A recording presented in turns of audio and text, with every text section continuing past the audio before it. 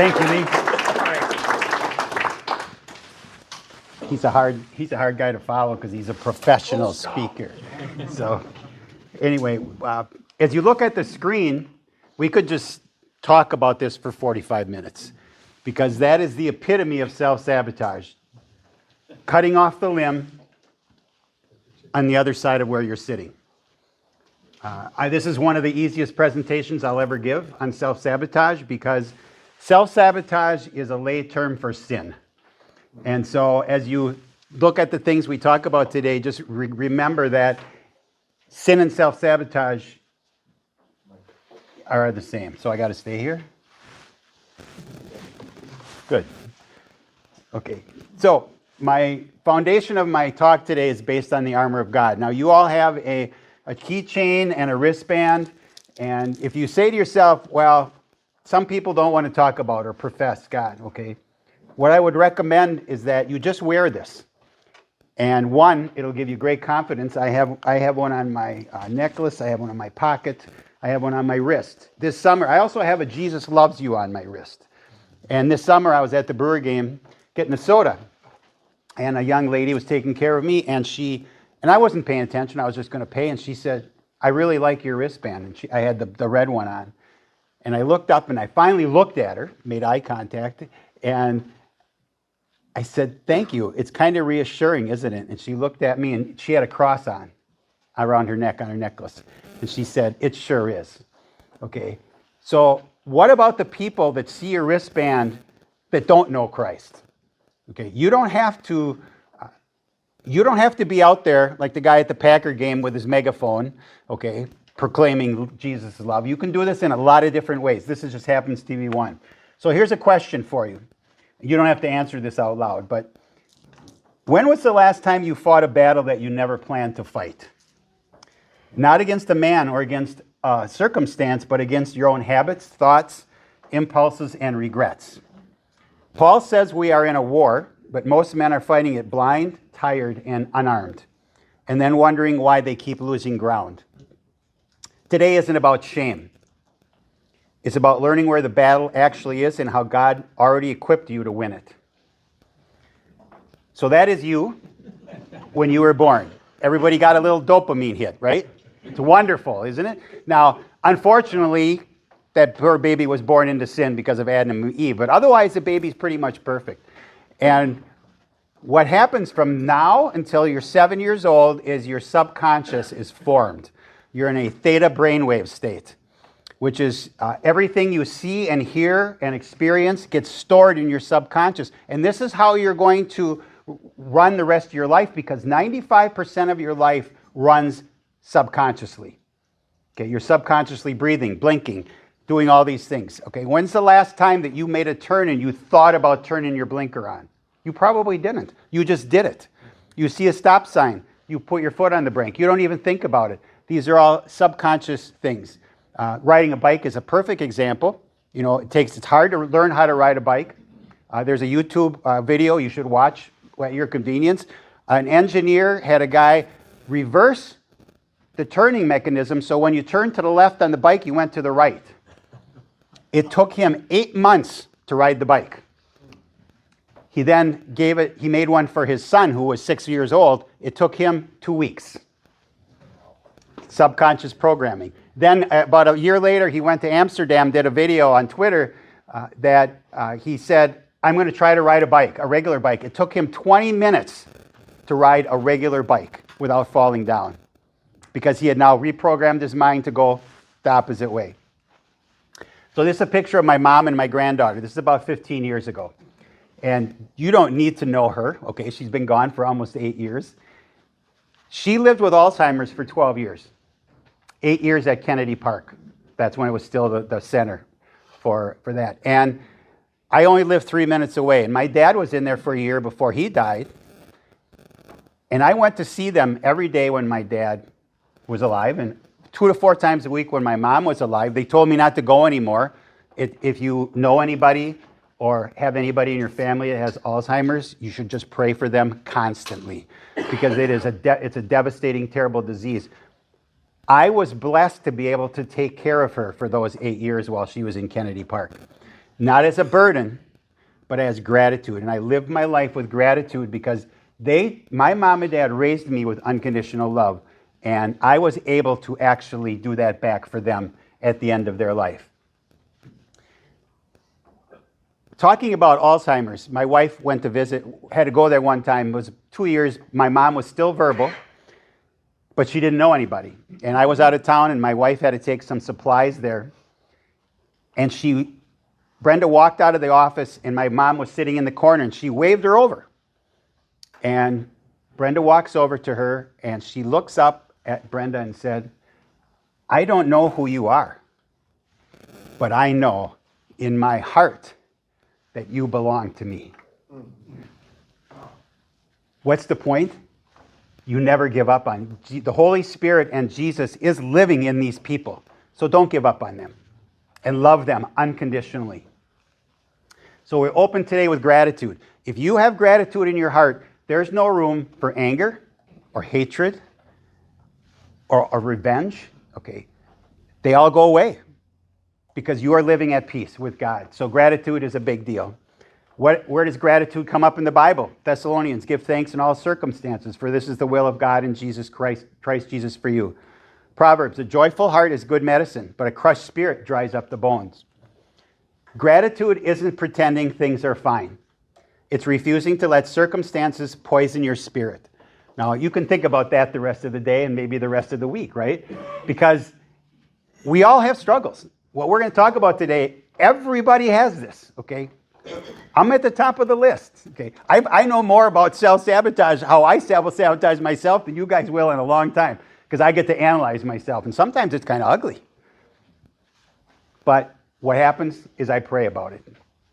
So one of the ways that I show gratitude every night is I pray this prayer. It doesn't matter what you pray. You can see the second sentence is, "Thank you that you have graciously kept me this day." Okay, that's the last thing I do before I go to bed. It's one of the things is when you go to bed is you're in a theta brainwave state, and that's the last thing that you're going to think about, and that's what you're probably going to dream about, or you could. Okay, this is a great way to go to sleep, and when I wake up in the morning, you're also in theta for a minute or two. It's a semi-conscious state. I thank God for getting me through the night, because guess what? Everybody doesn't wake up in the morning. It's amazing, isn't it? But they don't. But we all got to today, and that's a privilege. So our agendas, we're going to talk about virtues and defining self-sabotage and how we're programmed to believe what we do, and the different types of self-saboteurs, pillars of self-sabotage, challenges of self-sabotage, what the next steps are, and then we have 40 hours of material here to do in the next 35 minutes. So hold on. I won't talk too fast. This picture says it all. Who is my greatest ally and who is my greatest threat? And it is you. And you can make all the excuses you want, but that's exactly what they are, is they are excuses for however you self-sabotage yourself. And you'll see some of the things as we go through them. But the battle is you versus you. This guy's looking in a mirror. I highly recommend what I call mirror work.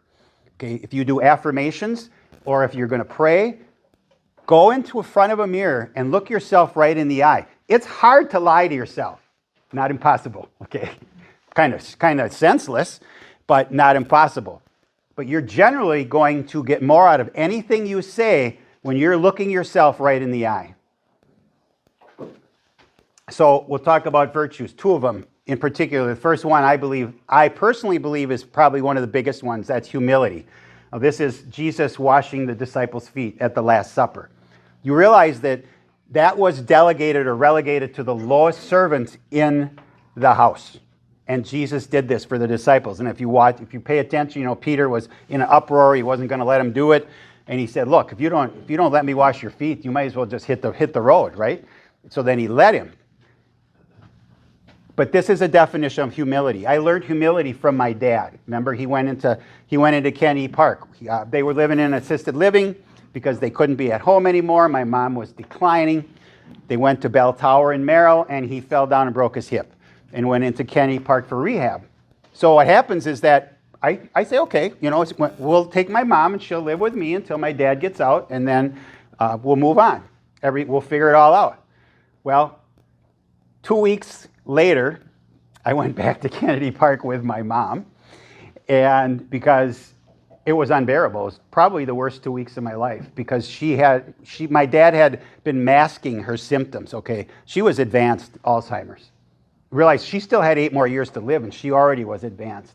And what I remember about this is that the admissions lady said to me, she said, I can't believe you made it 2 weeks because we thought you would make it a weekend. Well, my dad then starts to rehab. And he's starting to walk up and down the aisles with a walker, so him and I have a man-to-man. What's going to happen? Okay, mom's going to be here. Mom can't come home. She's now in here. She's in the dementia ward, locked down. At that time, they had lockdown wards. And I said, so you can come to my house as long as you can walk up and down the stairs and get in your car. We're good to go. And he chose to live in the dementia ward and never walk again so he could spend the rest of his life with his wife. Now, they had been married 61 and a half years when this happened. Okay, I got him to move out of his house after 60 years. Believe me, that's difficult. And he lived in that dementia ward, the only sane person other than the RNs and the CNAs. They were the only other sane people. Everyone else had either dementia or Alzheimer's. And when I talk about these people, I'm not in any way disparaging them. But if you know them, you understand the situation. And if you ever want to be humbled, go and spend a half an hour in the dementia ward. Okay, you will never change. You will never forget this. It will change your life. And my dad chose to live there, and he lived there graciously, and he respected everyone, and he was polite to everyone. And how could I possibly look for a better hero? I can't, other than Jesus. It doesn't exist. He was there. The second one is vulnerability. And it's the birthplace of love, belonging, joy, courage, empathy, and accountability. If you are humble and vulnerable, you can accept Jesus Christ as your Savior. We just had a conference this weekend, No Regrets. Some of you guys were there probably. And the theme was surrender. And you can't surrender if you're not humble or vulnerable. Just can't. Because there's an ego thing. You can't surrender when your ego gets in the way.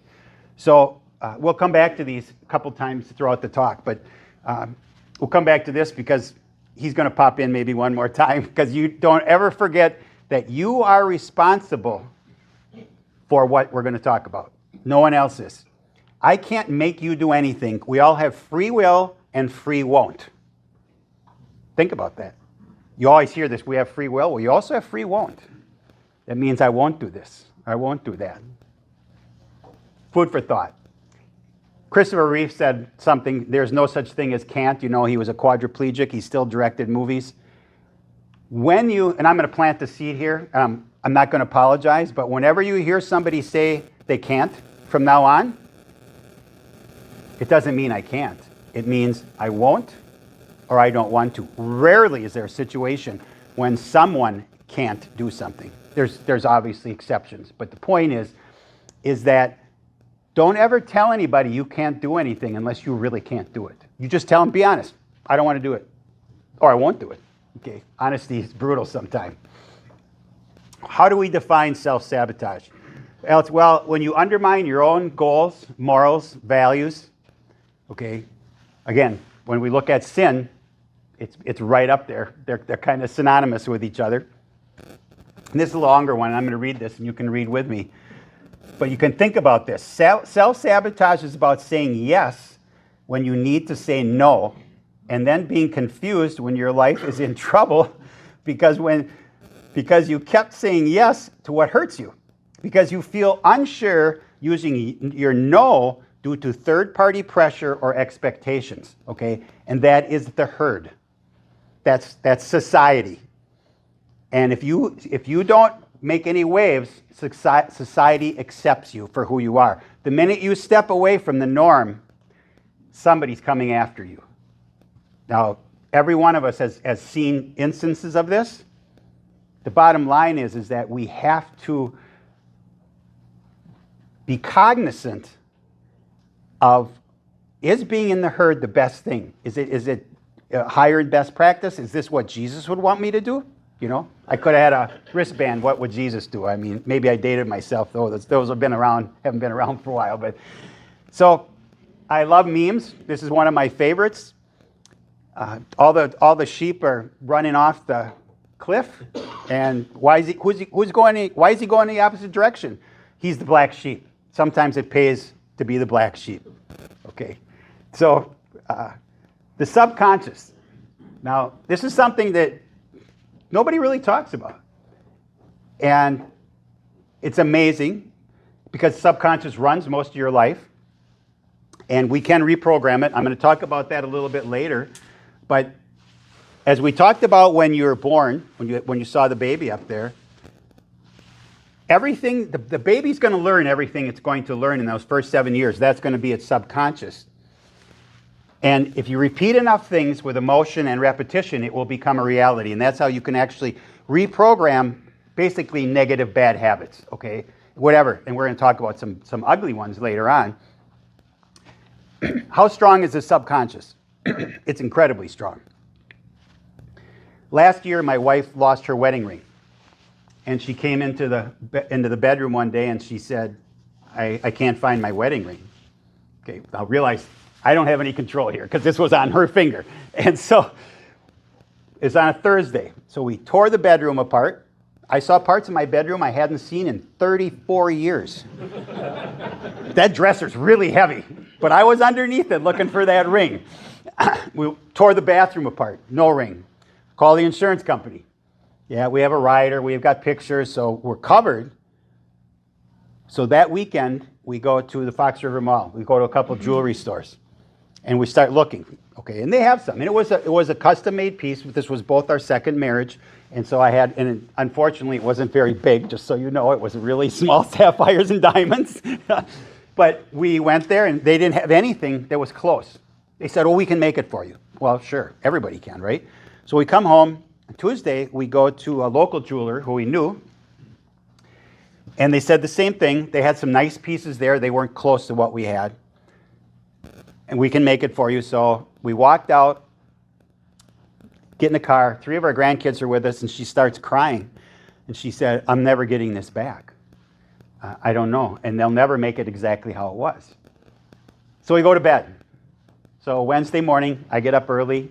When she gets up, she texts me. I get up. I go up in the bedroom, and she says, guess what I found? Well, I have no idea. I have no context here. And she holds her hand up, and she's got her wedding ring on. Okay. She didn't have it on when she went to bed. So just so you know. I said, okay. So first, I appreciate you didn't wake me up to tell me this. At 2 o'clock in the morning, she woke up. She walked into the bathroom, and she opened up the jewelry cleaner jar, and there was the ring. 2 o'clock in the morning, her subconscious finally had enough. And because she put it in there, remember? I didn't put it in there. I would have remembered probably. Who knows? The point is that, and you may or may not have ever experienced, this is firsthand, so this is true, okay? And the insurance company was happy. I was happy. She is extremely happy, okay? Subconscious is very powerful.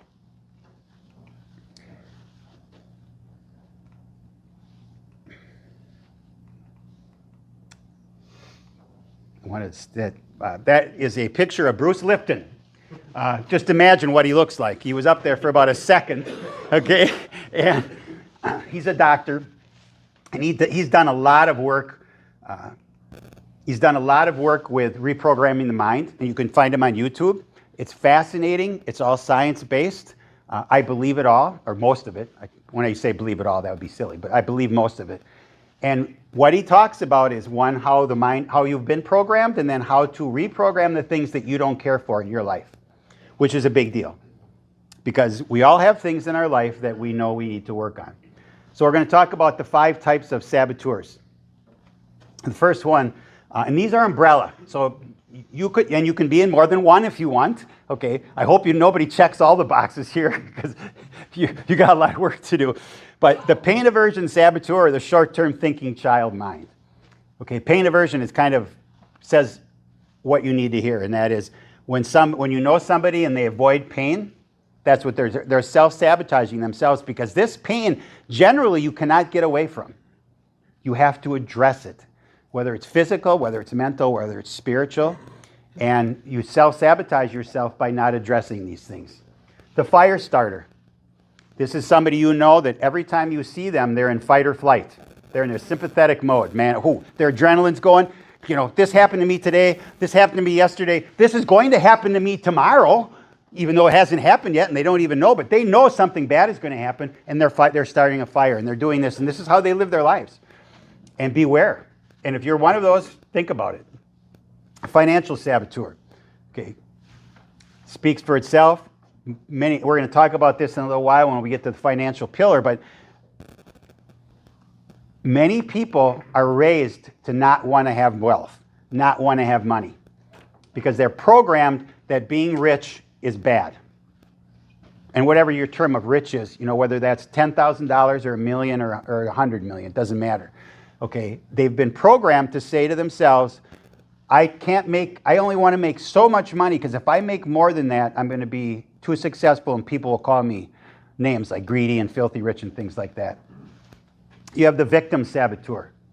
Everybody knows one of these, the narcissist, right? You got to be careful, because they will suck you dry, and you don't need that. And you can help them. Most narcissists don't want to change.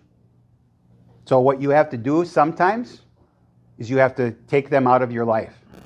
My mother-in-law has been gone now, not dead, out of our lives for 5 years, because she was such a chronic narcissist that my wife couldn't handle it anymore. Because everything was my wife's fault, no matter what. It was my wife's fault. And so realize that the victim saboteur is somebody that wants you to feel sorry for all the time. And the last one is failure to thrive. And that is simply, you're just not taking any care of opportunities. You don't go out and get anything in your life. Because we all have opportunities. The door knocks every day. Do we answer the door? Do we answer that opportunity knock? I'm going to play this for you. This is a video from Darren Brown, and he's got dozens of these on YouTube. And it's the only video I'm going to play today, but it's worth it because it shows you about mind control. You did talk to the auctioneer and you helped him set these prices. It's completed. It's just a... Ready? Ready? Pills, Chris? Chris, I'll call it out. Let's find the pills and bring them back. Chris is enmeshed in a web of lies. And that's important. I need him to feel like there's only one way out when he's told to commit murder. My name is Darren Brown, and the question we're considering is simple. Can we be manipulated through social pressure to commit murder? 70 people coming in. If they can't see this, take them on the knees. 70 actors will be playing out a meticulously planned and rehearsed scenario to manipulate this man, who has no idea he's being filmed. Come on, guys. What are we going to do? He's a millionaire. He's going to make sure you go to jail. This show is about how readily we hand over authorship of our lives every day. Just give one big push. Can social compliance be used to make someone push a living, breathing human being to their death? Welcome to the push. He did that with 4 people, 4 different scenarios. 3 of them pushed. And the guy was a stuntman with a harness, so nobody got hurt. But he's that good. And if you watch his videos, he gets people to do things that are amazing, and they don't know it. And when you're here and you're saying to yourself, that will never happen to me. Well, you don't know, because it's your subconscious, and that's who they're talking to. Subliminal messaging. You saw that really nice thing that was up there. That was a documentary that's on YouTube. It's an hour and 40 minutes. I just wanted to show it to you. It talks about how you're programmed, how advertising programs you. Why do you advertise, right? Why do people advertise? Because they get you to buy your product. Okay, visually, sometimes, you know, the Folgers in your cup, you've got sensory, all kinds of senses. You got smell, you got visual, you got all this stuff. So, I don't know if anybody does anybody see a word up there? Right. Now, have you ever noticed that before today? I never did until the first time it was pointed out to me. That's on the logo now. This is a very, very nice way to do this. Now, what do you do when you think about mom? You think about home cooking. You think about a great meal. You think about love. You think about support. They want you to buy Wendy's. And subliminally, you're going to. If there's a Burger King over there and a Wendy's there, and you've seen this a couple times, you're going to go to Wendy's because back here it says, "Oh yeah, this is good. I feel good." You got a dopamine hit when you think about your mom. Unless you didn't like your mom, then you didn't go to Wendy's, right? Okay, but that would be an issue you need to deal with. Okay, so this is the Solomon Asch experiment, and this is where they took this. This one happens to be 5 guys. 4 of them are actors. One is thinks he's in this thing, in this experiment, and they put lines up, and the 4 actors all start giving the wrong answer, and ultimately 40 to 75% of the real people said the wrong answer. Social pressure, and this is the world we live in, and it's with the internet and with social media now. This is a real thing. And you really need to pay attention because you see all these idyllic lives on the internet, on Facebook, and guess what? Back at home, they got the same issues that you have. Because everybody's got them. Okay, we're all sinners. We all have these struggles in our life. Again, I like memes. I don't know where we're going, but from the look of the crowd, it's got to be good. As they jump off the cliff, right? So what is seeking the acceptance of the herd? That's the fundamentals. Playing small, underachieve, act mediocre. These things keep you in the herd. Now, when I'm talking about the herd, I'm going to make a very big distinction here. When I go to church on Sunday, that's the herd that I want to be in, right? So it's okay to be in a herd at church, okay, or any kind of a situation like that. It's when they get you to do things that you don't want to do.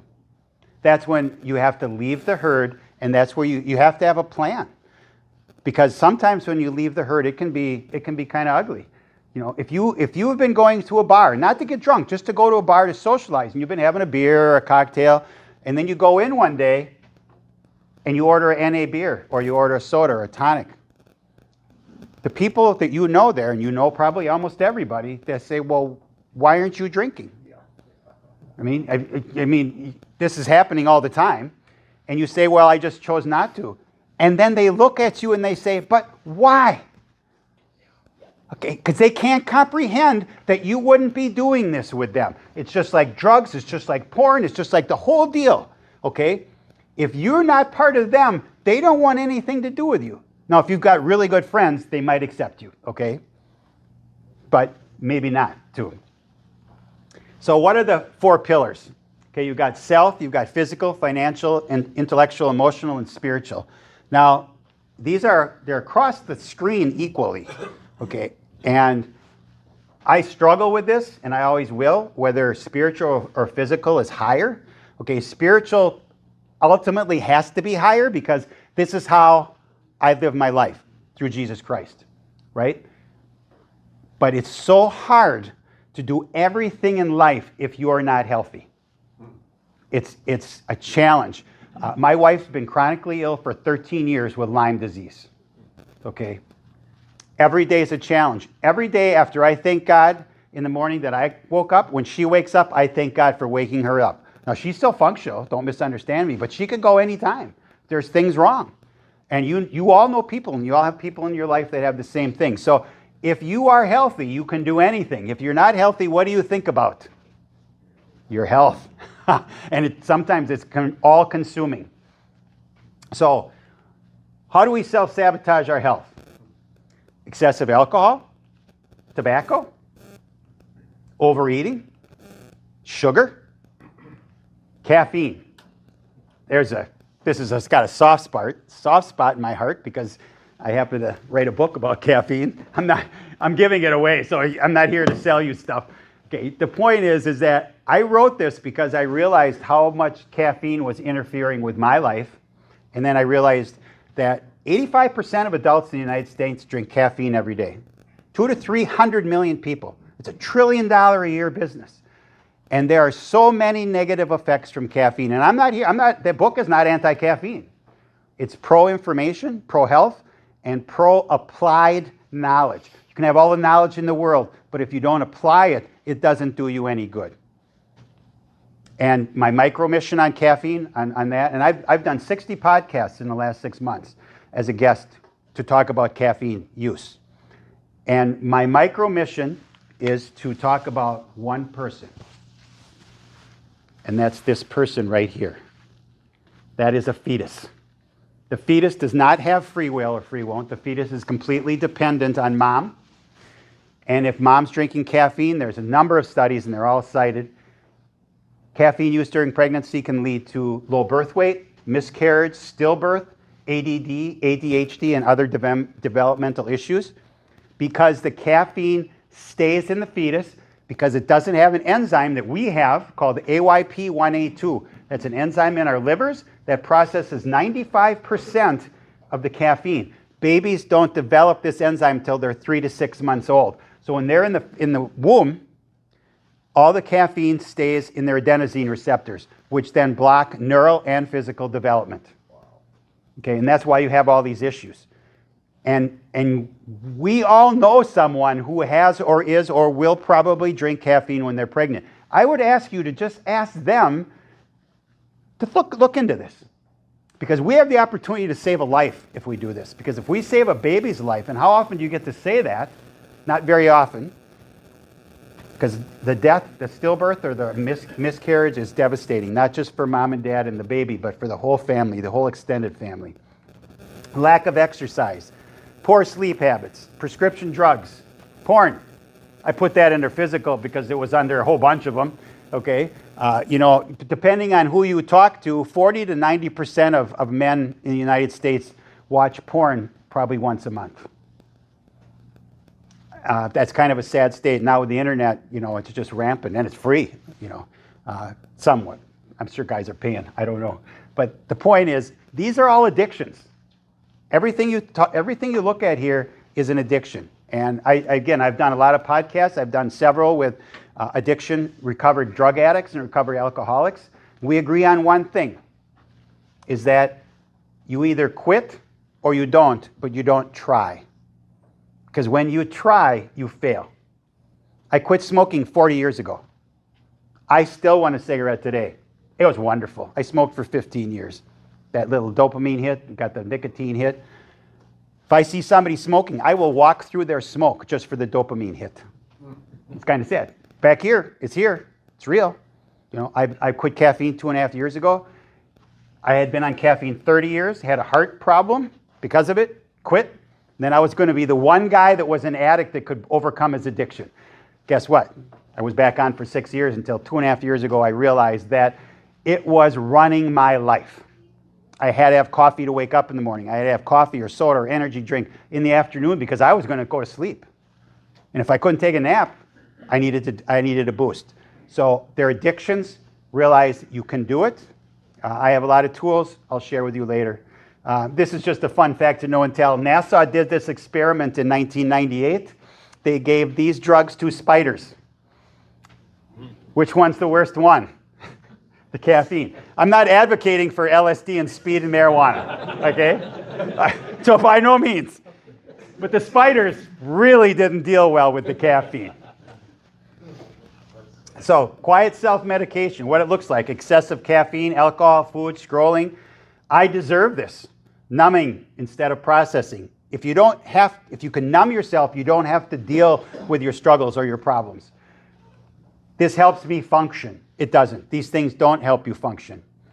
And rationalization loosens everything else. So the more you rationalize things, the easier it is for you to self-sabotage yourself because you're justifying it to yourself. So we're going to talk about financial pillar. And again, a lot of this has to do with your programming. And the love of money is the root of all evil. And that's the truth, and it says that in the Bible. But it doesn't say in the Bible that money is the root of all evil. It says the love of money. And what's wrong with being rich? If you share this, and there are a lot of really rich people that are sharing things, some not so much, some a lot. But what happens is that this is ingrained in people, that the love of money. So what they do is they don't go after it. Rich people are greedy and are never happy. There's a guy named T. Harv Eckert. He wrote a book called Secrets of a Millionaire's Mind. And in it, he was becoming successful, bought a big house in a nice neighborhood, and went to get his kids, and he brought the neighbor's kids home one night. And he walks up to the door with the little kids, and the neighbor opens the door, and he introduces himself, and he said, Harv, we'd like you and your wife to come over for a party tonight. He didn't really invite him. He told him. He said, you're coming to our party tonight at 6:30. So Harv goes home, talks to his wife. They walk in. The host and hostess introduce themselves. All the people introduce themselves one-on-one. They go out to the pool, and a guy picks up his glass and tings it with his fork and said, can I have everybody's attention? I have this charity, and we're having a fundraiser this month, and I'm wondering if you could all help me out here. Everybody got their checkbook out, except Harv, because he didn't have his along, and they wrote a check. And when they got done, they went home, and he looked at his wife, and he said, that's not what I expected. They had expectations of snobs and greedy people. Okay.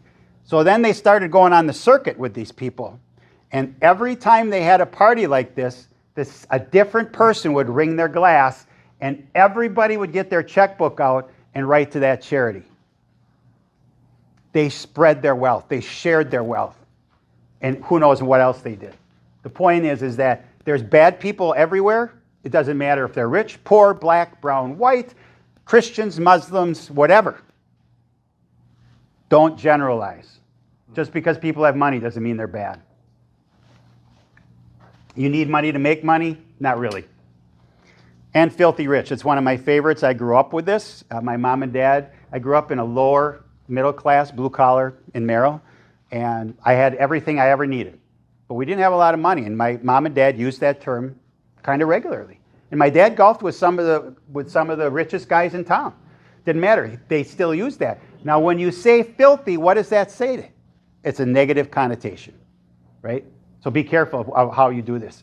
So most financial stress isn't about math. It's about identity and fear. What are financial patterns? Well, I don't want to look at the numbers.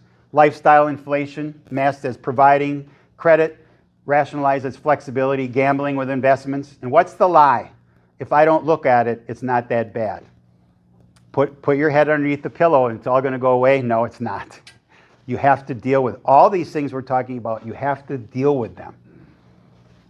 And the best place to deal with it is in the mirror, to be honest. Because the only person you're going to lie to then is yourself. Truth creates stability. Avoidance creates anxiety, and it does, in not just finances, but everything. The more you avoid something, the more anxious you're going to get about it.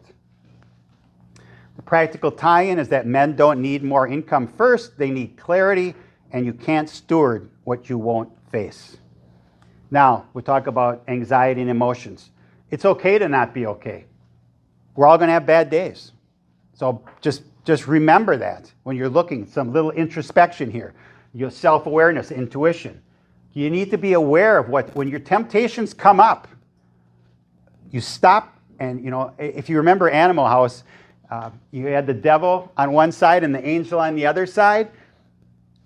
Every decision you make has that devil and that angel on it. Which way are you going to go?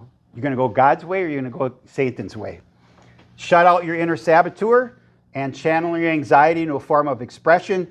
I happen to use a scroll from Og Mandino, who wrote a book called The Greatest Salesman in the World. The 9th scroll is I Will Act Now. And when I'm stuck, I read that and I do something because action unsticks you. It's amazing. Because when I'm sitting around, moping around, feeling sorry for myself, if I do something, guess what? I don't have time to feel sorry for myself anymore because I'm doing something. Self-care. You need to take care of yourself. Hydration, less alcohol, have some me time. Sounds like a chick thing, but nope, it's good for you too. Okay? I don't say that as a bad reference to women, okay? So meditation and prayer goes with the me time. And I don't meditate. I pray. You saw I pray at the evening. I pray in the morning. I pray all day. I don't get down on my knees. I love to pray when I walk. I talk to God all the time. Unfortunately, he hasn't really answered me, that I know of. I know he has because he's given some of the things that I've asked for, he has come through on, okay? Because you're not going to get everything you want anyway. I'm pretty realistic when it comes to that. Talk to someone. Talk to your buddies. Talk to your wife. Talk to your pastor. I happen to have a therapist for 18 years. I had some real challenges back in the 07, 08, 09. I had depression for 2 years. I wanted to be dead. I would never kill myself. I had a pact with my wife and my God that I would never kill myself, but I did not want to be alive. And there's a lot of that going on. I went to Patty. We talked about it. I got through it. 10 years ago was the last time I saw her. And I said to her, the last thing I said, we knew we were done. And I said, I only have one regret. I said, and that's coming here because I was so weak that I had to come here. And in that 18 years, she had never once corrected me or told me what to do. All she did was guide me to my own answers, right? She stopped me right there and she said, Steve, you're wrong. I sat up because never said anything like that in 18 years. She said, what you did is the strongest thing that you have ever done in your life because you knew you needed help and you knew you couldn't do this on your own. And we go back to that courage, that vulnerability, the humility. Okay, if you admit you need help, you can get help. What it looks like, I've got it handled. You don't ask for help. You struggle silently. Needing help means I'm weak. No, it doesn't. And the armor tie-in is that lone soldiers don't last long. Sorry, guys. That's okay. Okay. Good. We're good. You going? No. Okay. It's just a bad call. Okay. All right. Okay. Somebody else. Okay. So the screen you just saw, which they are not staying up, is the crab mentality, and that is a crab bucket. You put a bunch of crabs in a bucket, and one tries to get out, they will pull it back down, and they will literally tear its legs off. It's not let it out. Humans are like that. People don't want to see you succeed because they have no desire to succeed themselves, so they would rather drag you back into the bucket. Spiritual, good versus evil. Every generation says, end times are here. You go back to the atom bomb, you go back to Hitler, all these things, HIV. We have to deal with this. And Satan is alive and well, more so maybe than ever in our lifetimes. It's purely a battle of good versus evil. And you have to choose your good, and that's God, and you have to believe and act on it. And there's a tremendous amount of evil in the world, but there's also a tremendous amount of good in the world. But you have to look for it. So if there's one thing you take away from today, I would ask you to not watch a lot of TV, because they are literally programming you. That's why it's called TV programming. And I'm not being a dick here, okay? The bottom line is, it's real. They're doing this. I've watched dozens, if not hundreds of videos, how they can control us. And if I get a lot of my information from Telegram. And so I have channels on there, which I fact check, but I get a lot of good information. And there's a lot of good stuff going on. How many people have actually seen the Heisman Trophy winner when they won the national championship? And what did he do? The first thing he says is, I give all glory to Jesus Christ, my Lord and Savior. Okay, T.J. Stroud from the Texans. He did that with NBC one time, and they edited, because that was the first thing he'd always say, and they edited it out. And they got caught. Okay, they don't care. I mean, they're heathens. If you look at the Olympics and look at the opening ceremony, they had all the demonic symbols again. Okay, why is this happening? Because the devil is alive and well and after every one of us. He's after us more than anybody else. He's got the bad guys. Why waste time with them? He's coming after us because he wants us with him. That was a picture of J.P. Sears. If you don't know who he is, he's a comedian, a conservative comedian. And I would really suggest you go to YouTube and look. It's called Got God. It's got 2 million views. He was a spiritual person. And then all of a sudden he realized he was a religious person. Then all of a sudden he realized that Jesus Christ was real. And then he started to pray and he said, you know what? My life changed. It changed so dramatically because I started to pray. And I have a relationship with Jesus Christ. Good things. There's a lot of good things out there, but you got to kind of go look for them because nobody's bringing them to you. So God will never fail me or forsake me. I'm not in this alone. So what are some solutions? First solution is prayer. And can I say that? I'll just keep saying that? No, I'll move on to the next one. Next one is hypnotherapy. We have hypnotherapy for almost anything you have. And what it does, you listen to it, and it goes in your subconscious before you go to bed at night, and you're better. And hypnosis and affirmations. Okay, I have this on my bathroom window.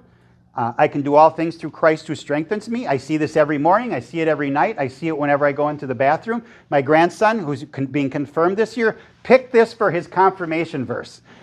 I may have had something to do with that. If he saw that enough times, you never know. It made my day. Okay, what a great verse to have, because he knows that Christ is with him. These are the scrolls I was talking about. You should look them up. You can listen to these on YouTube. They're fantastic. He is a Christian. He does, his last one is I will pray for guidance. He's got quite a story. I would highly recommend it. What are the next steps? Create an action plan. Determine where you need to improve. Start tomorrow? No, start today. Start tonight. Rewrite your code that you've been programmed in. Make noticeable improvements. And when you're comfortable with your progress, move to your next area. And never stop. Ever, ever stop. Because you are your greatest ally. God's armor is made for you, but you must put it on. So if you would join me in a prayer. Dear Heavenly Father, Paul calls this a war not against flesh and blood, but against forces most men never name. We weren't designed to escape alone. Awareness wakes us up. Armor equips us. The calling for us, if you would help us to stand firm, armored, supported, and free. Please bless us with wisdom and discernment today and every day. We pray this in Jesus' name, and all God's people said, Amen. Thank you so much.